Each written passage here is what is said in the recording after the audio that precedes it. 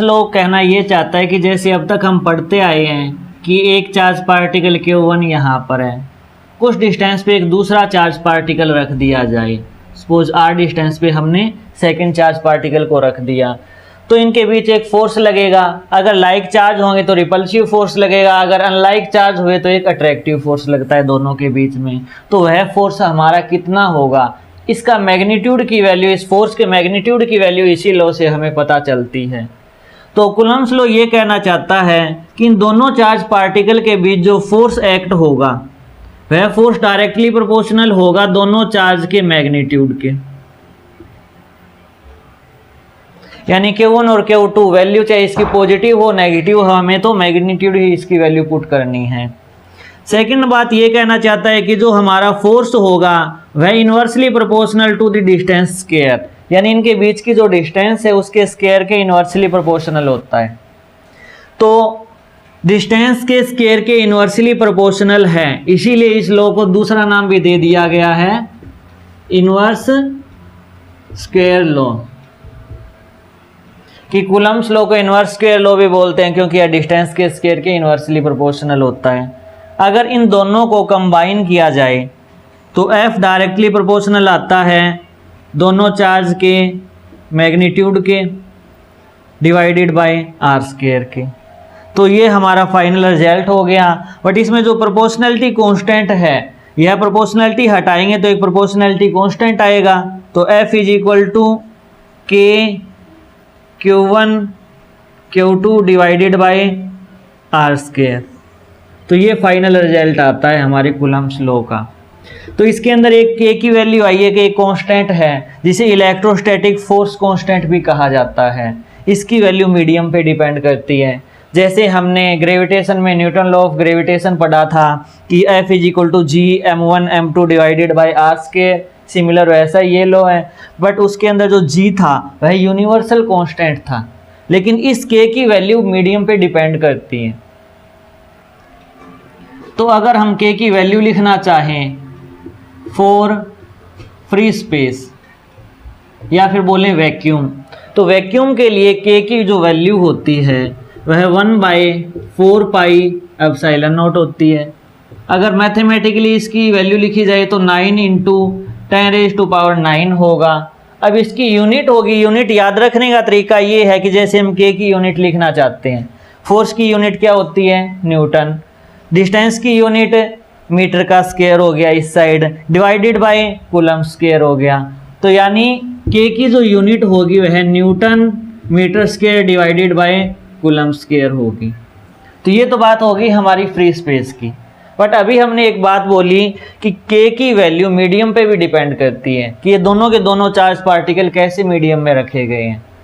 तो इसकी वैल्यू जैसे जैसे मीडियम चेंज होगा K की वैल्यू भी चेंज होगी। सबसे पहले मैं आपको बता दूं कि ये जो एप्सिलॉन नॉट है ना, ये absolute permittivity of free space है, यानी यह परमिटिविटी को शो करती है, एक प्रॉपर्टी होती है किसी भी एक मीडियम की। अगर मैं बात करूं फॉर मीडियम कि कोई भी एक मीडियम की बात करें, तब हमारे K की वैल्यू क्या होगी, K होगा 1/4 पाई एप्सिलॉन। एप्सिलॉन का मतलब absolute permittivity of that medium. अगर वैक्यूम की बात होगी तो एप्सिलॉन नॉट लग जाएगा क्योंकि फ्री स्पेस के लिए ये होती है। बट एप्सिलॉन की वैल्यू होती है epsilon naught into epsilon R. Epsilon R का मतलब होता है relative permittivity of any medium.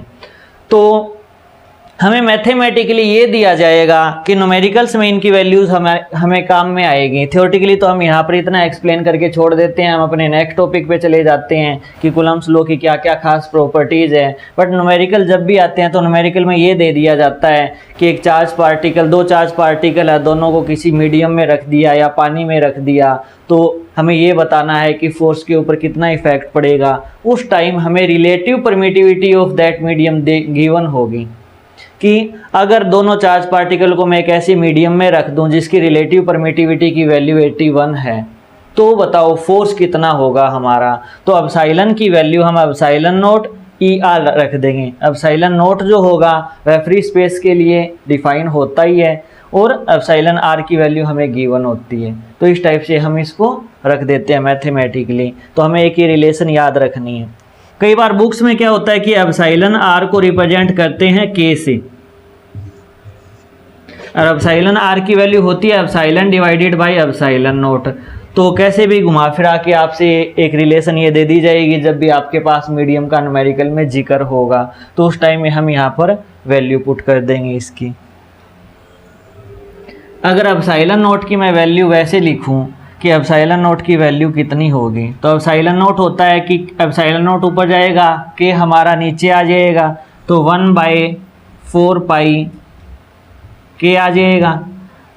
के की वैल्यू हमने डिफाइन कर ही रखी है 9 × 10⁹ और यहाँ पर हम 4 पाई करेंगे तो इसकी जो वैल्यू आती है वो आती है 8.85 × 10⁻12।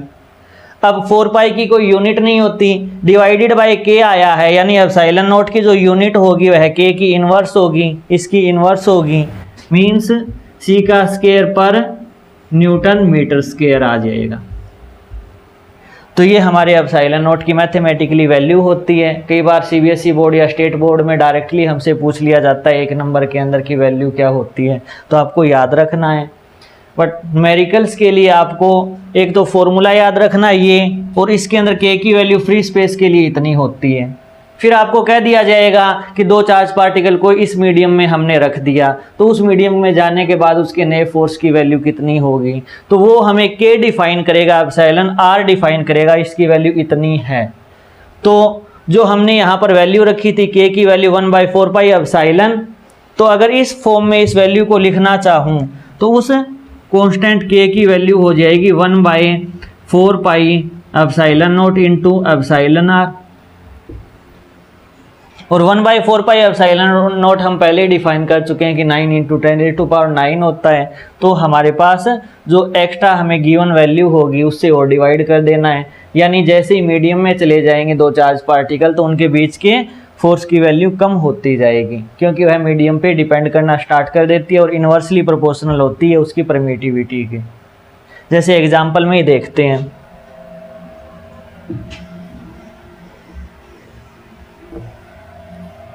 हमें कह दिया कि 2 charge particle Q1 = 3 microcoulomb and Q2 = 4 microcoulomb, दोनों के दोनों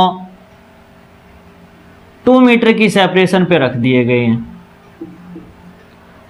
तो इनके बीच के फोर्स की वैल्यू को कैलकुलेट करो।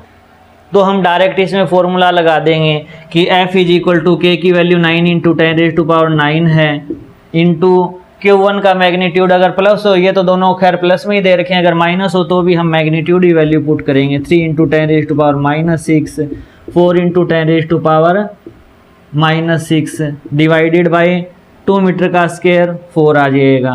तो 4 से 4 कैंसिल, 27 × 10⁻3 इतने न्यूटन का फोर्स आ गया। तो मैथमेटिकली हमें इस टाइप से हमारी वैल्यूज पुट करनी है प्रॉपर यूनिट के साथ। माइक्रो मतलब -6 होगी। अब बात करते हैं, अगर यही चार्ज पार्टिकल मीडियम में रख दिए जाएं, यानी दोनों के दोनों same charge particle same distance और पानी में रख दिए, और पानी की हमें एप्सिलॉन आर की वैल्यू दे दी कि 81 होती है। ऐसे 3-4 यूनिट्स आपको याद रखनी है। वैक्यूम के लिए ये वैल्यूज होती है 1, अगर एयर की बात की जाए तो 1.005 होती है, तो अप्रोक्सीमेट हम 1 ही लेके चलते हैं। जब वाटर की बात आएगी, पानी की बात आएगी तो 81 होगी ये वैल्यू। ग्लास के लिए 3 से 4 तक वेरी करती है। और स्पेशल बात, कंडक्टर के लिए के की वैल्यू इनफाइनाइट होती है।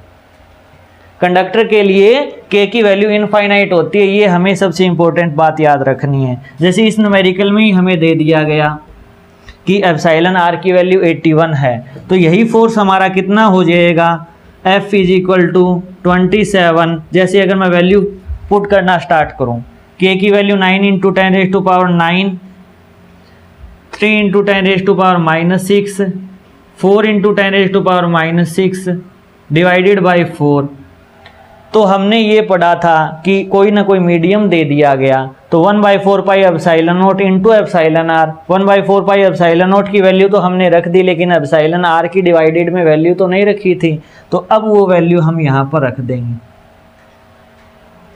तो ये तो इससे कैंसिल हो गया, 4 से 4, यही वैल्यू ऊपर की आएगी, यानी 27 इंटू 10⁻³ और डिवाइडेड बाई 81 और हो जाएगा। तो ये 3 से कैंसिल हो जाएगा, तो 1/3 इंटू 10⁻³ इतना न्यूटन फोर्स आ जाएगा। यानी जिस मीडियम में रख दिया जाएगा उसके फोर्स की वैल्यू कम होती रहेगी। तो इस टाइप से हमें मैथमेटिकली ये चीज़ें कैलकुलेट करनी है।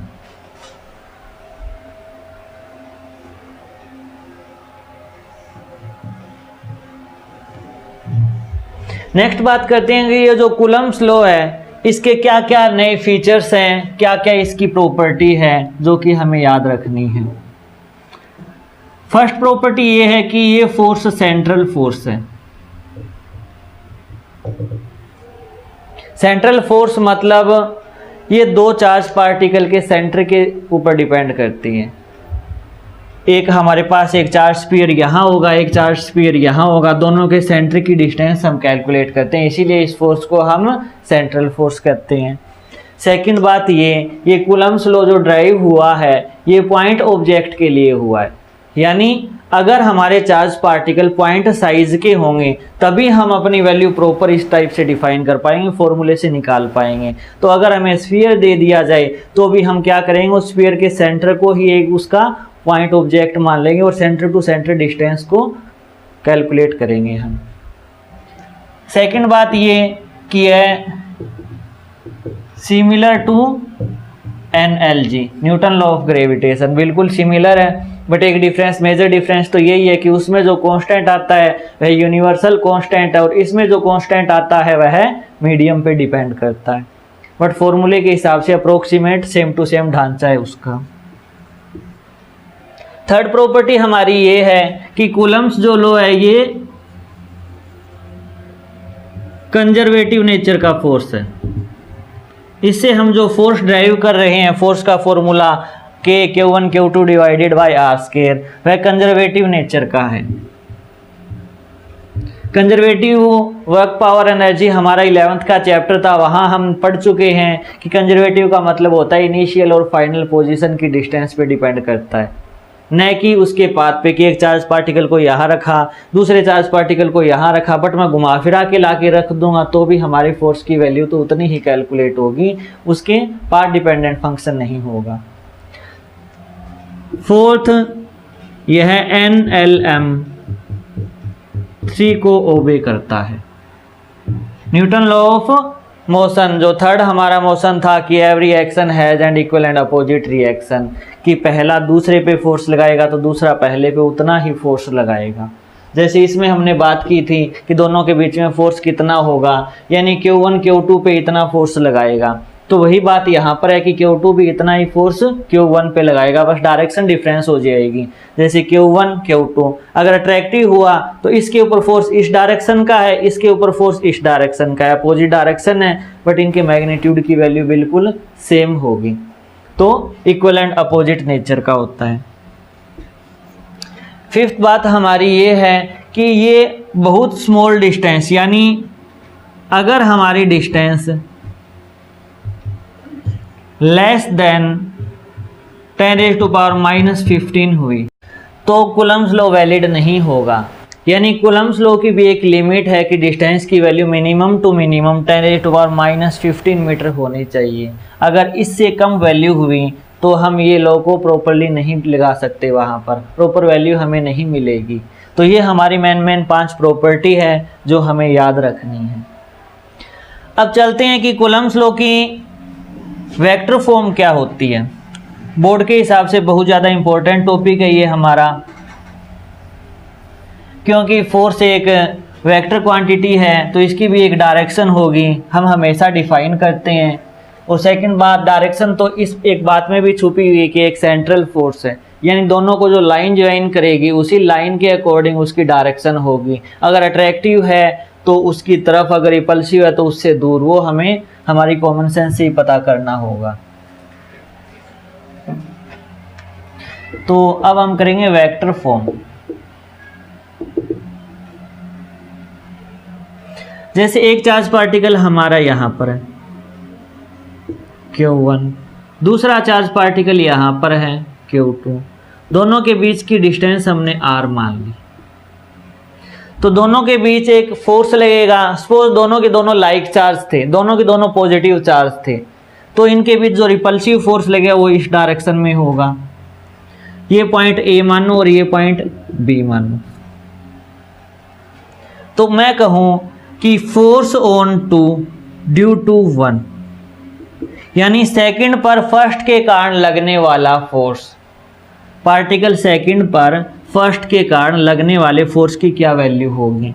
तो वह वैल्यू होगी के Q1 Q2 डिवाइडेड बाय दोनों के बीच की डिस्टेंस का स्क्वायर, और इनटू डायरेक्शन भी तो ऐड होगी ना, क्योंकि वेक्टर फॉर्म में चले गए हैं हम। तो डायरेक्शन क्या होगी? इसके ऊपर फोर्स किस डायरेक्शन का लग रहा है? इस डायरेक्शन का लग रहा है ना, F21। तो डायरेक्शन कौन सी होगी? ए से बी की डायरेक्शन होगी, यानी A B direction.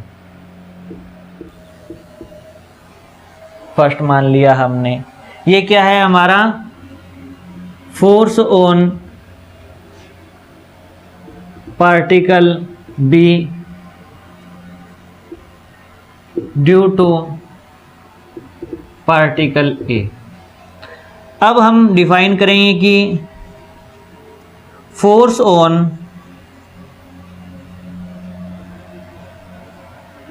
Particle A due to particle B, यानी बी के ऊपर ए के कारण लगने वाला फोर्स हमने डिफाइन कर दिया। अब करेंगे ए के ऊपर लगने वाला बी के कारण फोर्स। तो यह भी रिपल्सिव नेचर को होगा, इस डायरेक्शन का होगा कि F(1) ड्यू टू 2।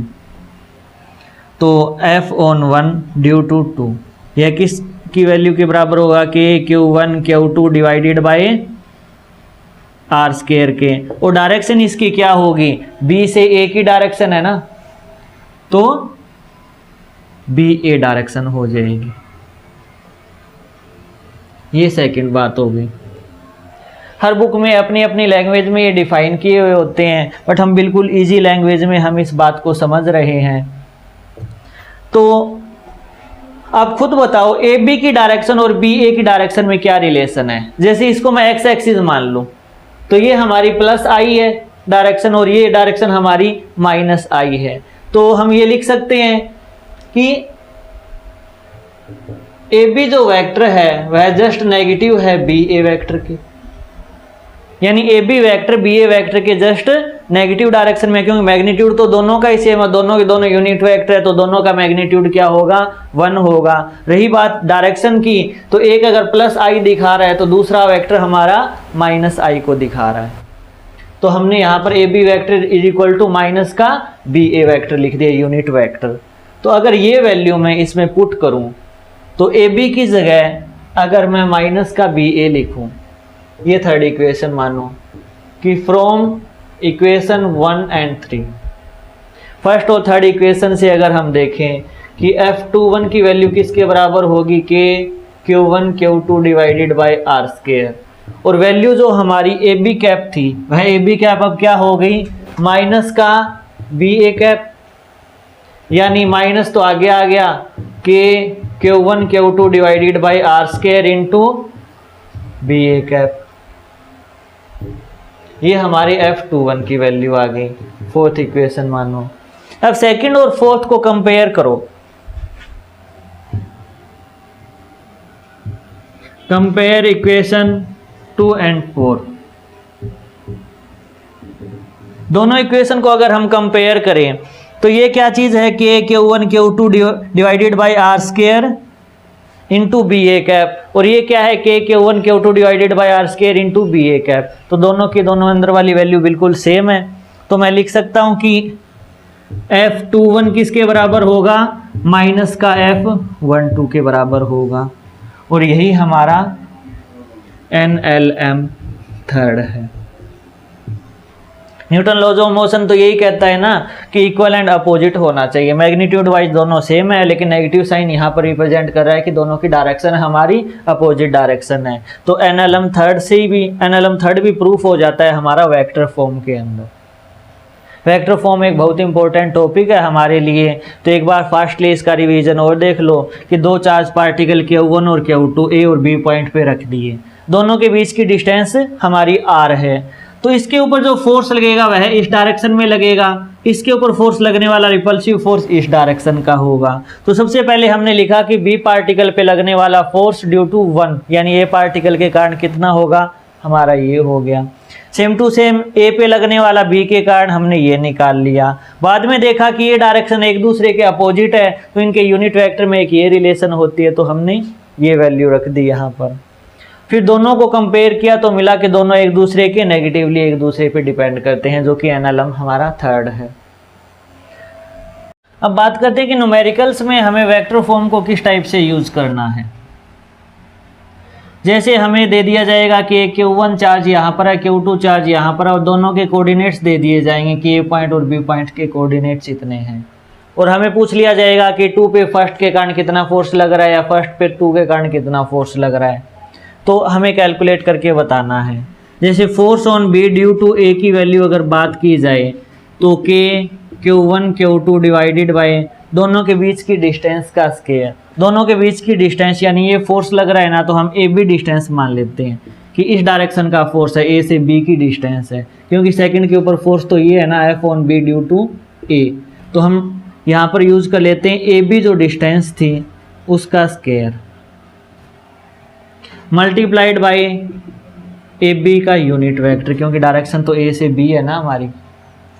तो हम ये भी पढ़ते आए हैं कि जो ए बी यूनिट वेक्टर होता है, यूनिट वेक्टर को डिफाइन किस टाइप से करते हैं कि उसका वेक्टर डिवाइडेड बाय उसका मैग्नीट्यूड हमारा यूनिट वेक्टर होता है। तो Q1 Q2 divided by A B का होल स्क्वायर था, मल्टीप्लाइड बाय यूनिट वेक्टर करेंगे तो A B vector divided by A B का मैग्नीट्यूड आएगा, तो यहाँ पर स्क्वायर की बजाय यहाँ पर आ जाएगा हमारे पास क्यूब की वैल्यू। तो ये हमारे पास एफ बी ए की वैल्यू आ जाएगी। सेम टू सेम अगर एफ ए बी डिफाइन करें तो ए के ऊपर लगने वाला फोर्स ये होगा, तो डायरेक्शन बी से ए की तरफ होगी। तो हम क्या करेंगे कि Q1 Q2 divided bye B से ए का क्यूब इंटू बी से ए वेक्टर आ जाएगा, क्योंकि vector upon its magnitude unit vector. तो हमें इस टाइप से रिप्रेजेंट करनी है वैल्यूज को। जैसे एक एग्जांपल की बात कर ही लेते हैं हम कि एक हमारा वेक्टर है, एक हमारा चार्ज पार्टिकल है Q is equal to 3 coulomb, दूसरा चार्ज पार्टिकल हमें Q2 दे दिया 4 कूलम, और हमें ये गिवन है कि जो पहला चार्ज पार्टिकल है उसके कोऑर्डिनेट्स है हमारे 1, 2 और 3। दूसरा चार्ज पार्टिकल है, दूसरे चार्ज पार्टिकल के कोऑर्डिनेट्स है हमारे पास 3, 3, 5। ये अननोन दो हमें कोऑर्डिनेट्स दे दिए कि यहाँ पर ये दोनों चार्ज पार्टिकल रखे गए हैं। तो ये चार्ज पार्टिकल फर्स्ट, ये सेकंड। तो हमें ये बताना है कि F on 2 due to 1 and F on 1 due to 2 कितना होगा, ये चीज़ वैल्यू निकाल के बतानी है। तो जब भी वेक्टर की फॉर्म में बात चलेगी तो हमें सबसे पहले तो याद होना चाहिए कि दो वेक्टर की अगर पोजीशन वेक्टर गिवन हो तो उनकी डिस्टेंस का फॉर्मूला क्या होता है कि i के कोफिशिएंट का डिफरेंस का स्क्वायर प्लस j के कोफिशिएंट के डिफरेंस का स्क्वायर प्लस k के कोफिशिएंट के डिफरेंस का स्क्वायर, और टोटल हम रूट लगा देते हैं, तो वह हमारा निकल के आता है उस वेक्टर की डिस्टेंस का फॉर्मूला। जैसे इसका सॉल्यूशन करते हैं कि F on 2 ड्यू टू 1 क्या होगा कि Q1 Q2 divided bye A से B से A की क्यूब, सॉरी ये B से A है ना, 2 से 1 है, 2 से 1 है तो 1 से 2 जाएंगे हम। तो यहाँ पर क्या होगा, वेक्टर जो होगा हमारा R 1 से 2 इसका क्यूब लिया जाएगा और मल्टीप्लाइड बाय R 1 से 2 किया जाएगा, क्योंकि फोर्स तो हमारा 1 से 2 की डायरेक्शन में है ना, ये पहला ये दूसरा माने तो R 1 से 2 की डायरेक्शन में है। या फिर हम यहाँ पर A से B की फॉर्म भी कह सकते हैं कि ये हमारा A है ये B है, तो A से B की फॉर्म चली जाएगी। तो 4 इंटू 3 12, 12 इंटू 9 108 मल्टीप्लाइड बाई 10⁻9, ये तो हमारा ऊपर न्यूमिनेटर आ गया, डिवाइडेड बाय, अगर R12 लूँ है तो इसमें से इसको माइनस करेंगे हम, यानी 3 में से 1 माइनस का होल स्क्वायर प्लस 3 माइनस 2 का होल स्क्वायर प्लस 5 माइनस 3 का होल स्क्वायर, ये तो डिस्टेंस का हो गया, और इसका हमें क्यूब गिवन है, और मल्टीप्लाइड और क्या है हमारे पास R12 वेक्टर, यानी this position vector minus this position vector, 3 minus 1 I cap plus 3 minus 2 J cap plus 5 minus 3 K cap. तो ये हमारा रिजल्ट आएगा F21 के बराबर। इसको हमें थोड़ा सा और रीअरेंज करना है, जैसे 3 माइनस 1 का मतलब 2 का स्क्वायर 4 होता है, ये 1 का स्क्वायर 1 हो गया और 2 का स्क्वायर 4, 4 1 4 का मतलब 9, और 9 का रूट होता है 3, और 3 की पावर 3 क्या होती है 27, तो यानी 108 डिवाइडेड बाई 27 मल्टीप्लाइड बाई 10⁻9, और साथ में क्या लग जाएगा ये वेक्टर, इसकी वैल्यू कितनी होगी 2i plus j plus 2k,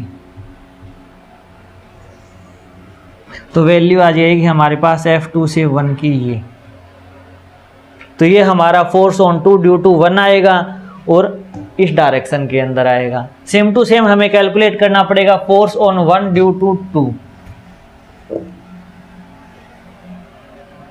F on 1 due to 2 क्या होगा, K की वैल्यू हमारे पास 9 इंटू 10⁻9 है, Q1 Q2 की वैल्यू 3 इंटू 4 आ गया, डिवाइडेड बाय, यहाँ पर 2 1 था, तो यानी 2 के ऊपर 1 के कारण लगने वाला फोर्स, यानी 1 से 2 की तरफ लग रहा है फोर्स। अगर बात की जाए कि 1 के ऊपर 2 के कारण लगने वाला फोर्स, तो 2 से 1 वाली डायरेक्शन में लगेगा ना, तो R 2 से 1 वाली डायरेक्शन होगी, इसका क्यूब है मल्टीप्लाइड बाई इसके मैग्नीट्यूड का क्यूब है, सॉरी यहाँ पर, और यहाँ पर क्या होगा R21 वेक्टर होगा,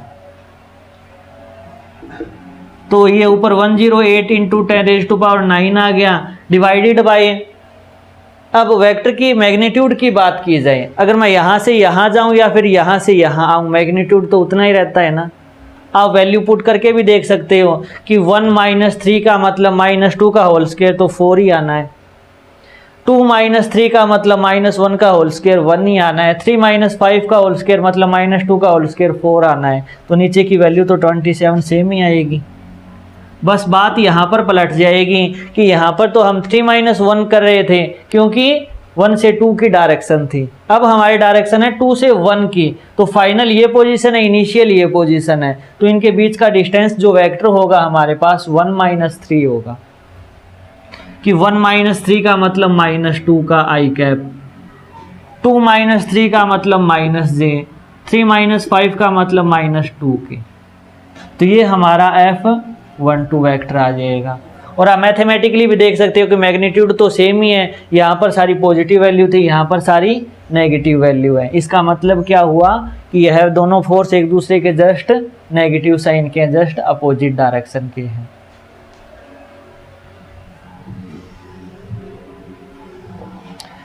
तो कूलम्स लॉ हो गया, कूलम्स लॉ की प्रॉपर्टी होगी और वेक्टर फॉर्म हो गया। अब एक पार्टिकल पे सिर्फ एक दूसरा पार्टिकल, सिर्फ एक अनदर पार्टिकल ही फोर्स लगाए, जरूरी थोड़ी ना है कि एक पार्टिकल पे बहुत सारी पार्टिकल भी फोर्स लगा सकते हैं, सबकी अलग अलग डायरेक्शन हो सकती है। जैसे इस मार्कर को अगर मैं 10 न्यूटन से इस साइड खींचूं तो 10 न्यूटन के हिसाब से जाएगा, अगर इसी मार्कर को 10 इस साइड से खींचूं और 12 इस साइड से खींचूं तो नेट फोर्स 2 के हिसाब से इस साइड चलेगा। तो टोटल फोर्स हम इसमें कैलकुलेट करते हैं, डायरेक्शन का रोल होता है इसमें। ये तो नहीं किया कि 10 और 12 कितना हो गया, 22 हो गया, 22 न्यूटन से चलेगा, ये इस डायरेक्शन का, ये इस डायरेक्शन का, दोनों के अपोजिट डायरेक्शन है, तो हम इसमें वेक्टर की फॉर्म में इसको ऐड करते हैं तो रिजल्ट हमारा 2 वेक्टर आ जाता है। तो सेम टू सेम ये भी एक फोर्स को इंडिकेट करता है। फोर्स एक वेक्टर क्वांटिटी है और वेक्टर क्वांटिटी को हमेशा वेक्टर की फॉर्म में ही ऐड किया जाता है। तो अगर एक पार्टिकल पे एक से ज़्यादा फोर्स लग रहे हों तो नेट फोर्स की वैल्यू जो हमारी आती है उसके लिए एक स्पेशल प्रिंसिपल को पढ़ा जाता है और उसका नाम है principle of superposition. Principle of superposition मतलब कि एक पार्टिकल पे F1 इस डायरेक्शन का लगा, ये हमारा P पार्टिकल था, F2 इस डायरेक्शन का लगा, F3 इस डायरेक्शन का लगा, और डैश डैश डैश बहुत सारी फोर्स लगी इसके ऊपर, Fn लगा। तो हम कहेंगे कि उस पार्टिकल के ऊपर जो नेट फोर्स होगा ना, वह फोर्स सबका वेक्टर सम होता है।